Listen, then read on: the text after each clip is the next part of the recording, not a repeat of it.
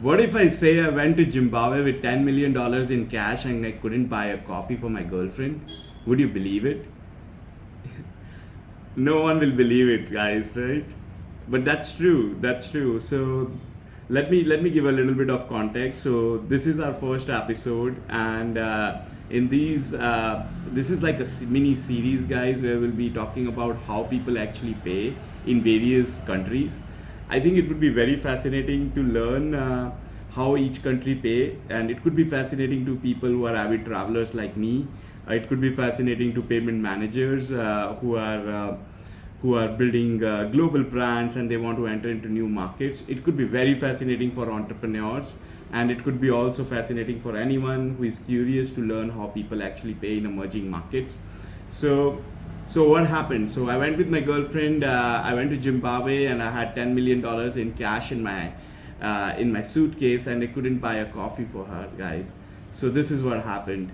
And this all goes back to a story of 12 years ago where Zimbabwe struggled with hyperinflation, and suddenly the value of cash became zero. And if you had cash, no one wants to accept it. And so suddenly Zimbabwe has to move to US dollars. And even in now in 2026, if you travel to Zimbabwe and you can pay for your coffee using US dollars. But what happened in between? So part of this series, I want to tell you like how Zimbabwe payment system evolved, and if you are now traveling to Zimbabwe or if you are launching a e-commerce website in Zimbabwe, what are the key payment methods on how people actually pay.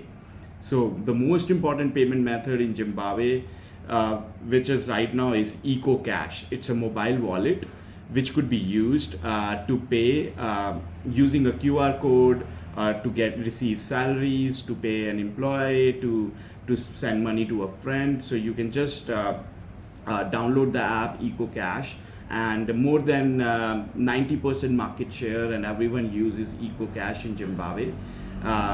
Then second is ZIPIT. I don't know if I'm pronouncing it right. It's ZIPIT. Is Zimbabwe's instant payment system, which is bank-to-bank transfers. And this is again being used by a lot of local people now for B2B payments and even on checkout pages. And in addition to that, cards still play a major role in Zimbabwe economy. So if you are traveling in Zimbabwe, guys, EcoCash, please do download. If you are an e-commerce website owner, make sure you have an EcoCash and type it on your checkout page.